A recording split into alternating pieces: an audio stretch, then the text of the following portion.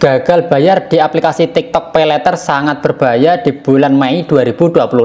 Saya juga akan bahas apakah ada DC lapangan yang datang ke rumah di bulan Mei untuk aplikasi TikTok Paylater ini. Bro, kamu pasti udah sering lihat tuh di medsos atau grup-grup pinjol banyak yang nanya kayak gini. Bener nggak sih TikTok Paylater sekarang udah punya DC lapangan? Terus disusul sama komentar yang panik juga gitu. Waduh, saya telat bayar 3 minggu nih. Jangan-jangan besok rumah saya digedor nih. Nah, daripada kamu makin bingung, makin panik, dan akhirnya nggak bisa tidur cuma karena takut DC datang ke rumah, mendingan kita bahas tuntas di video yang satu ini. Biar kepala kamu tetap adem, meskipun isi dompet tetap tipis, tapi minimal pikiran nggak meledak. Oke, TikTok Paylater itu sebenarnya apa sih? Sebelum masuk ke inti, kita bedah dulu nih. TikTok Paylater itu bukan perusahaan pinjaman online independen yang berdiri sendiri. Mereka cuma bagian dari fitur pembiayaan belanja dari aplikasi TikTok yang dikasih ke pengguna biar bisa belanja dulu. Tetapi untuk bayarnya itu belakangan gitu. Nah, pihak yang nanggung duitnya itu siapa? Ya biasanya kerjasama fintech atau lembaga keuangan tertentu. Tapi tetap semua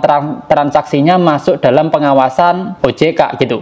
Otoritas Jasa Keuangan. Jadi kalau kamu pakai TikTok Paylater, sebenarnya kamu lagi ngutang ke lembaga resmi yang kerjasama sama TikTok gitu. Tapi tenang aja, ini penting, meskipun resmi TikTok Paylater sampai detik ini di bulan Mei 2025 belum punya DC lapangan, alias debt collector yang bisa nyemperin kamu langsung ke rumah gitu. Terus pertanyaannya, lah emangnya ada Paylater yang punya DC lapangan? Nah, jawabannya ada bro, tapi cuma satu. Sampai sekarang satu-satunya layanan Paylater yang beneran punya DC lapangan itu cuma si Lazada Paylater. Dan itu pun karena dia dikendalikan sama Akulaku, yang notabene udah senior banget di dunia pinjaman online. Jadi jangan disamain ya antara TikTok Paylater sama Lazada Paylater. Ya jelas beda kasta lah operasionalnya. Kalau Shopee Paylater, GoPay Paylater, Traveloka Paylater, Kredivo, dan juga TikTok Paylater sendiri, itu semuanya nggak ada DC lapangannya. Jadi bro, kalau ada yang ngaku-ngaku dari TikTok Paylater dan bilang mau nyamperin ke rumah, itu fix 100% ngibul. Itu fix 100% omon-omon gitu. Mau ngancem kayak gimana pun, itu cuma modus buat nakut-nakutin kamu biar buru-buru transfer. Terus kalau gagal bayar resikonya apa mas? Nah ini nih yang penting banget buat kamu pahami. Walaupun mereka nggak ngirim DC ke rumah kamu, bukan berarti gagal bayar itu tanpa resiko ya. TikTok Paylater seperti layanan resmi yang lainnya pasti ngelaporin riwayat galbay kamu ke dalam Slik OJK. Itu loh sistem informasi keuangan nasional yang dipantau sama pemerintah. Kalau nama kamu udah masuk ke dalam daftar hitam di Slik OJK, efeknya bisa lumayan panjang. Beberapa contohnya adalah kamu bakal susah dapat pinjaman dari bank gitu. Bahkan kredit motor atau cicilan HP pun ya bisa ditolak. Nah, selanjutnya kalau kamu daftar Paylater lain, kemungkinan besar kamu juga ditolak mentah-mentah. Dan juga rekam jejak kamu bakal nempel selama bertahun-tahun. Walaupun kamu udah tobat dan niat buat membayar utang gitu. Jadi walaupun nggak ada DC yang datang ke rumah, nama kamu tetap dicoret dari daftar orang yang dianggap layak dikasih utang. Kasarnya, kamu jadi kayak mantan yang dicap toksik gitu. Susah buat dapat kepercayaan lagi gitu. Tapi kalau saya lagi bokek parah nggak ada duit, itu gimana dong? Nah, ini poin yang paling manusiawi dari semuanya. Saya ngerti banget bro, kadang hidup itu keras banget.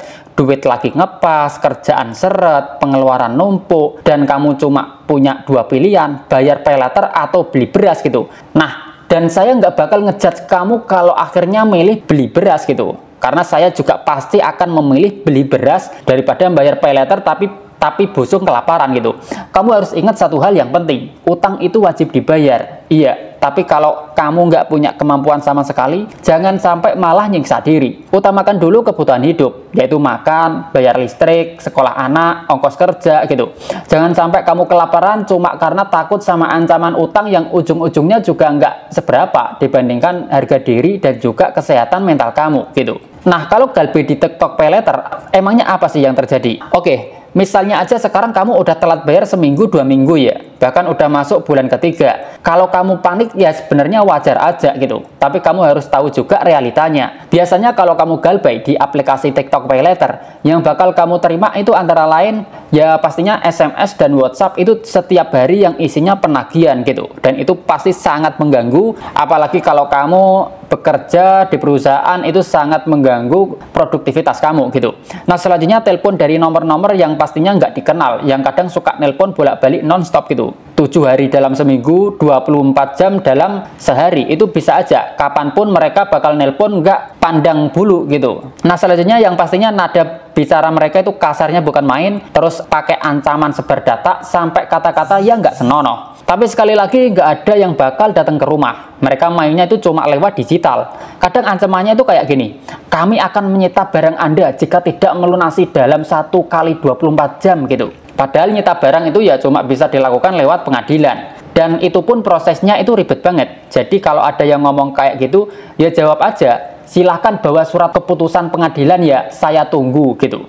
Udah gitu aja. Biasanya langsung mingkem tuh DC yang ngechat kamu gitu. Nah, terus kalau ada yang tanya, terus kalau saya galbay kapan harus takut dan kapan harus tenang bang? Nah, kamu baru harus waspada kalau utangnya di layanan yang udah jelas-jelas punya DC lapangan. Kayak misalnya Lazada Pay Later tadi. Tapi buat TikTok Pay Later, selama kamu udah sadar konsekuensinya, ya kamu bisa lebih tenang. Jangan asal ngacir keluar kota atau kabur ke rumah nenek kamu di kampung gara-gara takut disamperin. Padahal yang nyamperin ya nggak ada gitu. Justru kalau kamu panik berlebihan, mereka makin semangat mainin psikologis kamu. Dan banyak juga yang jadi korban. Udah takut duluan, akhirnya maksa ngutang lagi dari tempat lain buat nutupin galbay di TikTok Pay Later. Hasilnya apa? Gali lubang tutup lubang, yang merupakan siklus setan yang nggak kelar-kelar gitu. Jadi baiknya harus gimana mas? Nah, saya kasih saran tongkrongan nih ya, dari anak-anak yang udah pernah ngalamin dan sekarang udah move on. Yang pertama adalah kamu harus menenangkan diri dulu. Jangan buru-buru percaya ancaman, apalagi yang nggak masuk akal. Selanjutnya kamu bisa screen semua nomor yang nggak dikenal. Kalau penting mereka pasti bakal SMS dulu gitu. Kamu juga bisa mencatat semua ancaman. Kalau perlu kamu bisa merekam percakapan dan langsung melaporkan ke OJK lewat email resmi atau aplikasi. Selanjutnya kamu bisa fokus mencari penghasilan. Cobalah untuk jualan kecil-kecilan, bisa juga jadi freelance, atau bantuin temen yang menjual produk.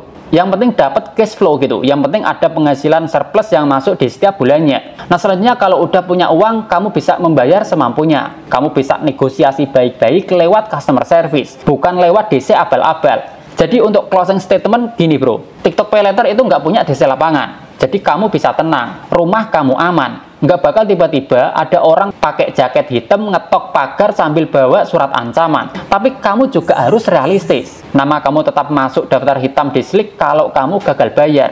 Tapi semua bisa diatur. Hidup bukan cuma soal utang. Jangan sampai utang kecil dari Pay Later ngerusak mental kamu. Banyak kok orang yang gagal bayar tapi akhirnya bisa bangkit lebih baik lagi karena fokus cari penghasilan dulu, bukan fokus bayar utang dulu gitu. Nah, kalau saat ini kamu lagi kepepet, lagi seret, jangan malu buat ngomong. Ngobrol sama temen, cari solusi, bukan ngumpet kayak maling gitu. Kita semua manusia bro. Kadang di atas, kadang juga jatuh juga gitu. Ya namanya hidup ya fluktuatif kayak gitu.